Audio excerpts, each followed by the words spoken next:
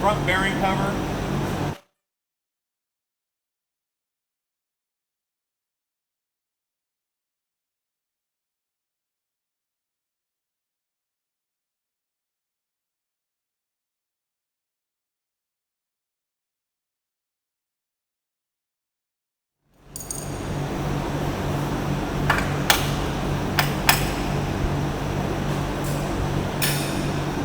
Alright, so when you pull the bearing front cover, or front bearing cover off, that exposes your snap rings, your bearing, and all that. So then you're going to take your snap ring tool and bring it over here.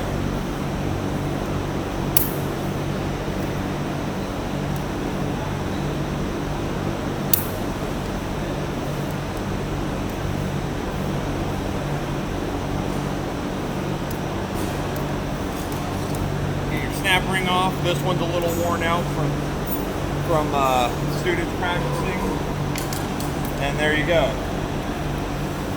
All right, so normally you'd use a bearing puller. You'd remove the snap ring on here, get it out a little bit, remove the snap ring on here, and use a bearing puller. We don't have one. We're going to use the old method. And what you want to do is you're going to hit down and hit in. You're wet the bearing in there just a little bit, and then keep pressure on it and hit it in.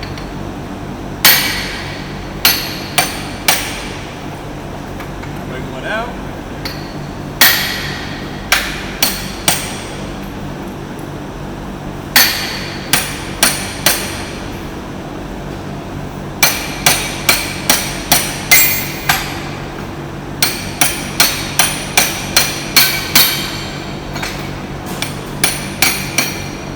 So you're driving the input shaft through the bearing. So you get the bearing off, put it to the side. This one has a spacer. Make sure you take the spacer. And you got this inside snap ring, which is actually really easy to get off.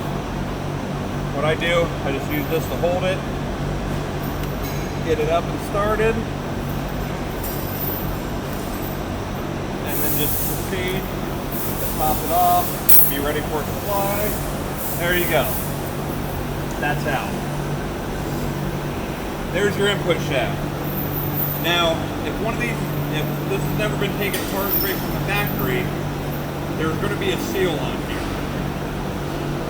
The replacement kit for this does not come with a seal. It doesn't need the seal. The seal's just for shipping. Take that seal off, throw it in the trash.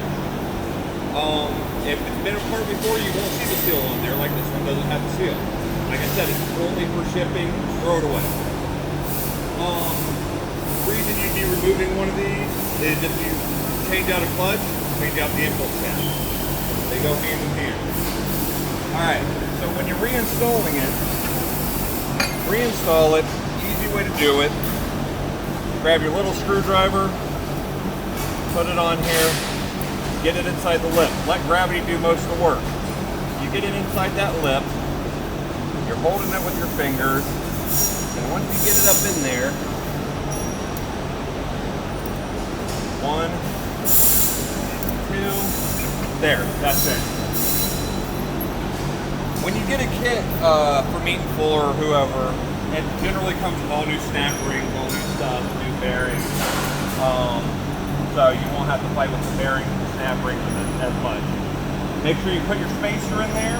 If it has a spacer, some units don't. Grab your bearing, seat it up and in there.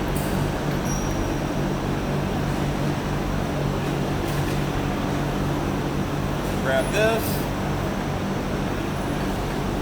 And make sure if you're using this method to do it, you're hitting the inside rings of the bearing. You don't want to hit the outside rings of it because that'll damage the bearing.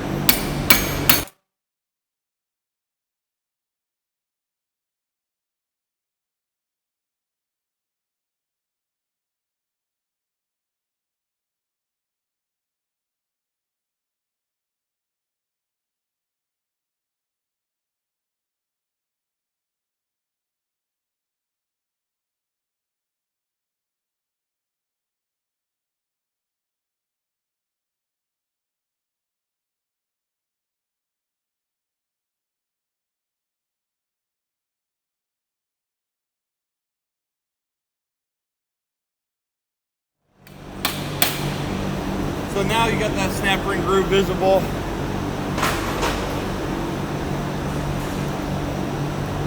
There's almost enough clearance. I'm gonna pull it back out, give it a couple more whacks.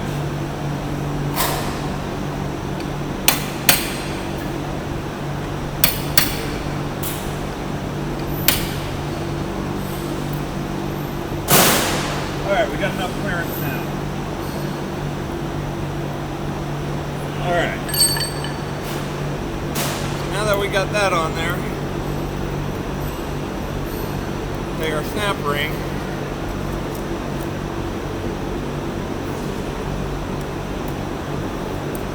And we gotta put the bottom on, roll the top.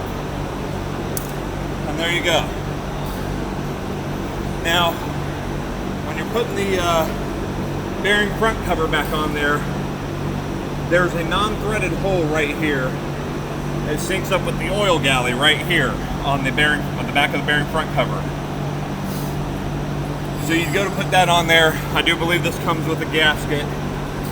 And an easy cheater way on some of these, they're stamped with Korea right there, right in front of the oil galley.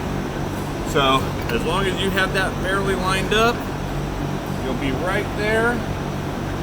You got to make sure that oil galley is going to be lined up, because if it's not, you're going to have oil everywhere. Customer ain't going to be happy.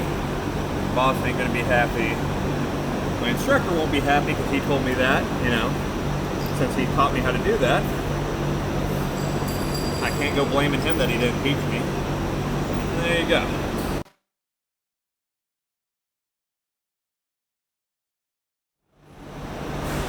You're putting the bolts on like anything.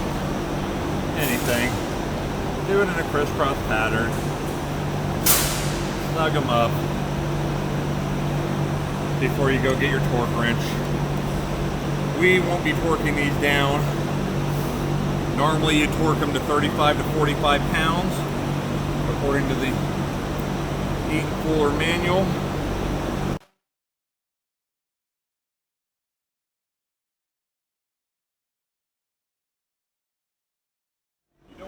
Torque this because it can crack the bearing cover. So if you're not sure what the torque is, look it up.